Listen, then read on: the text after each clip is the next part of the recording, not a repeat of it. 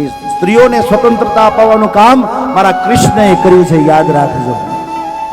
આ દ્વાપર યુગના અંતમાં આ બધું કાર્ય લીલા ભગવાને એટલે જન્મ લીધો હતો.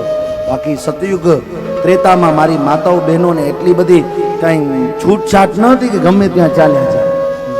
આ તો કનૈયો રાત્રે 12 વાગે વહાડી વગાડે અને ગાંડી ગેલી ગોપીઓ 12 વાગે ઘર મૂકીને જાય ને તો ગોવાળ એમ નકે કે શું કામ કનૈયા પાસે ગયા, એને સ્વતંત્રતા કહેવાય.